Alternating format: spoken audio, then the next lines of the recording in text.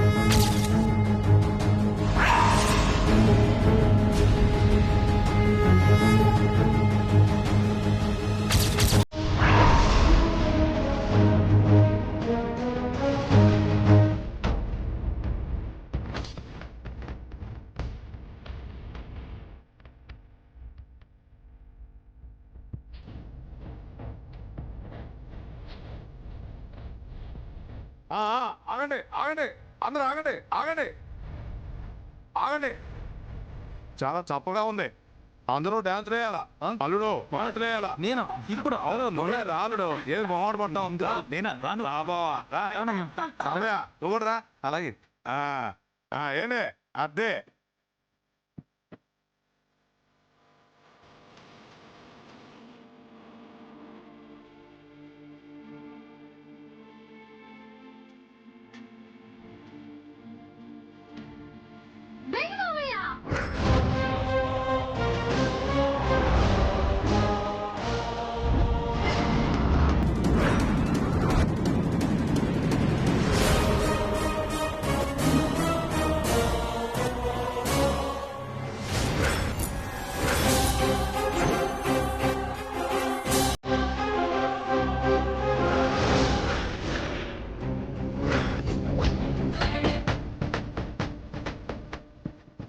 ఆదిత్య అదిరిపోయింది.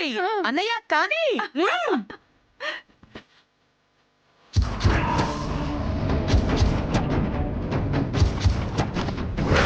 తానొక్కడే చేశాడు.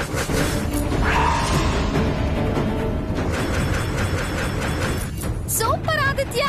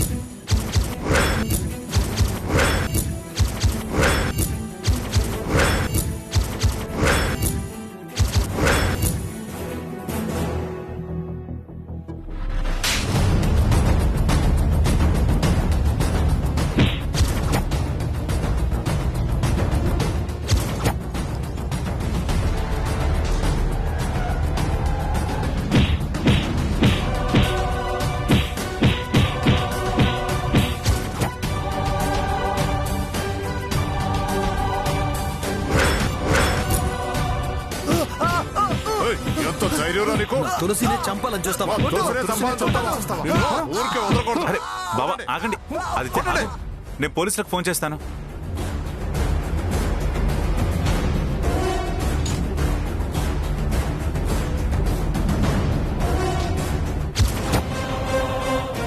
నా పేరు చెప్తాడేమో. చెప్పకరా రే. ఏం జరిగినా నా పేరు మాత్రం చెప్పకరా. కరెక్ట్ గా ఒక్క పని కూడా చేయలేకపోయాడు. ఛే!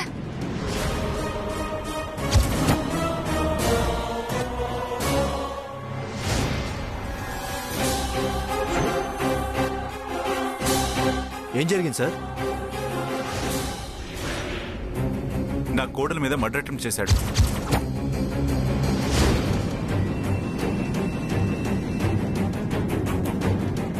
ఎరా మర్డర్ అటెంప్ట్ చేస్తావా? పద.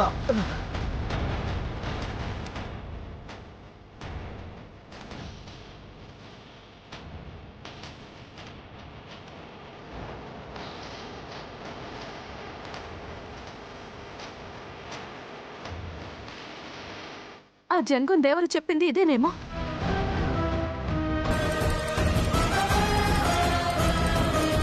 అయిపోయింది కదా, భయపడకు ప్రియా.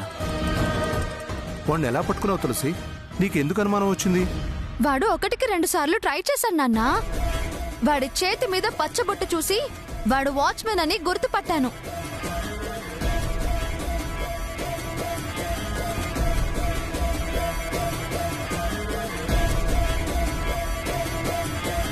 పచ్చబొట్ట? అవునత్తయ్యా, అది నేను వాడి చేతి మీద గుళ్ళో చూశాను. డౌట్ వచ్చి జాగ్రత్తగా ఉన్నాను. దొరికాడు దొంగ రాస్కల్. చాలా తెలివైన పని చేసావక్క. ఈ ఉత్సవం అయ్యాక వాడి సంగతి నేను చూస్తాను. పదండి పదండి. పదండి.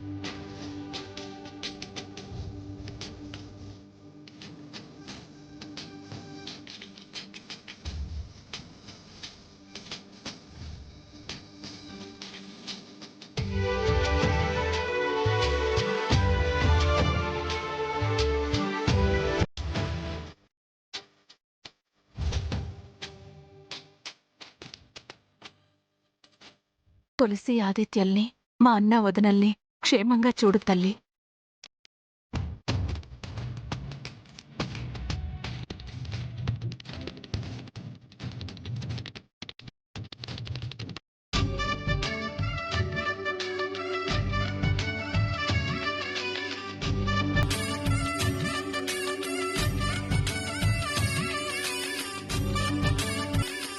నాకు తొందరగా 2 కమల పిల్లలు పుట్టి మా అత్తయ్యని మెప్పించేలా చూడు తల్లి.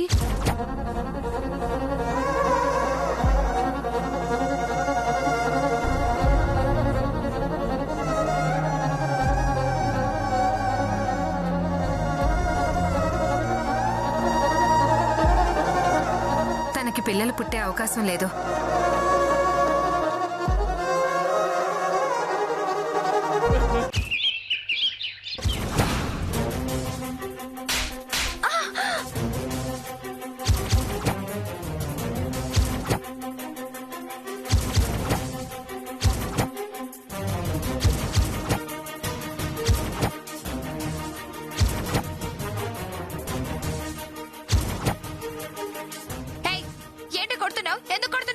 నిన్ను కొట్టడం కాదే, ముక్కలు ముక్కలుగా నరికినా పాపం లేదు.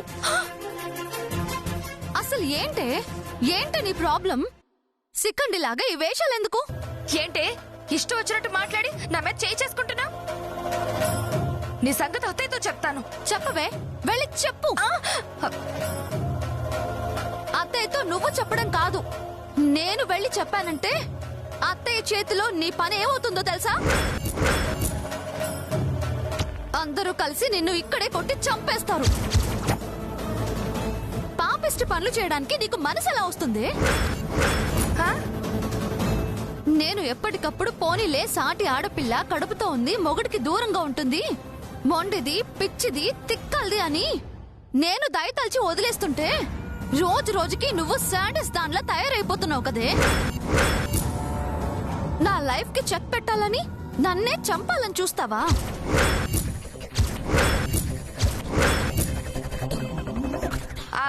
ఏం మాట్లాడుతున్నావు? నేను నీ లైఫ్ కి చెక్క పెట్టడం ఏంటి? అసలు నిన్ను చంపాలని చూడటం ఏంటి? పళ్ళు రాళ్ళతో ఇంకా మాట్లాడవు అంటే నువ్వు ఆ రౌడీ వెధవలతో ఫోన్లు మాట్లాడడం నేను విన్నాను. నువ్వు మాట్లాడడం మొత్తం చూశాను.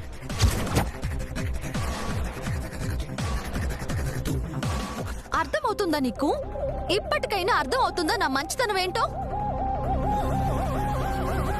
అసలు నీ గురించి ఒక్క కంప్లైంట్ చేసినా, నువ్వు చేసిన ప్రయత్నాలు నలుగురు ముందు నిరూపించినా నలుగురు నీ మొహం మీద ఉమ్మేస్తారే. మావయ్యకి సాంబయ్యకి నీ గురించి తెలిసిందే అనుకో, చెరు గుద్దు గుద్ది చంపేస్తారు.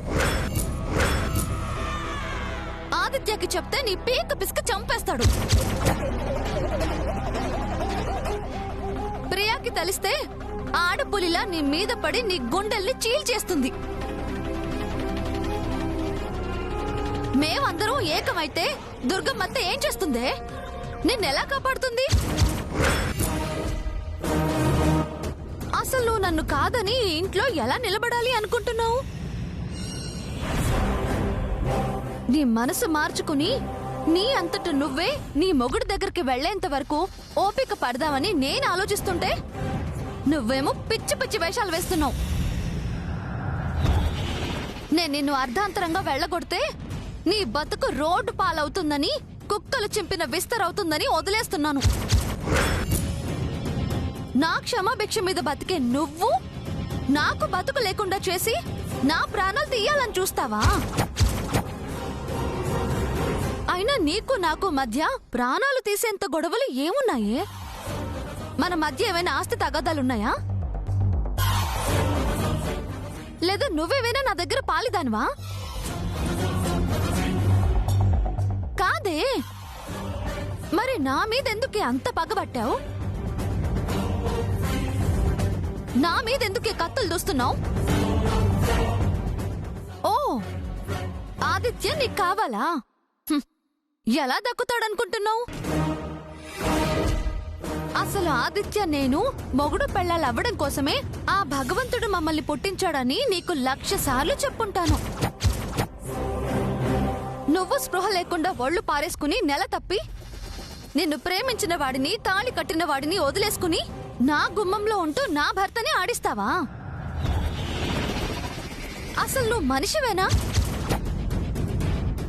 నువ్వు చేసిన పని ప్రెసిడెంట్ బాబాయ్కి తెలిస్తే తోలు తీసేస్తాడు. ఊరు జనాలొచ్చి చీ కొడితే ఆ సిగ్గుతో నువ్వు చేస్తావు. ఇంతమంది తూ అన్నాక దుర్గమ్మ నిన్ను ఇంట్లో ఎలా ఉంచుకుంటుంది? ఉండనివ్వదు.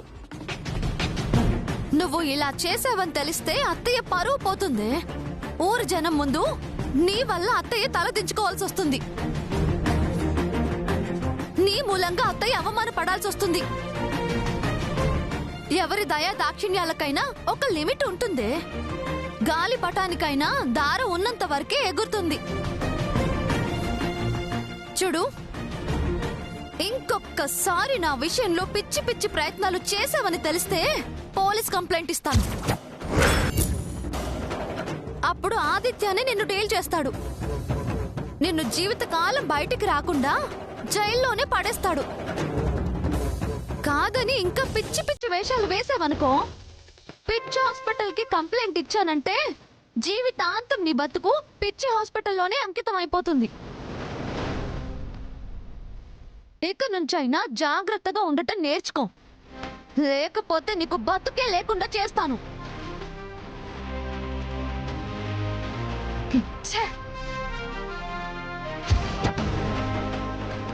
అనయ్య ఇక మేము బయలుదేరుతాం. ఆగండి అమ్మా, ఒక్క నిమిషం. బయలుదేరతామంటే బయలుదేరడమేనా?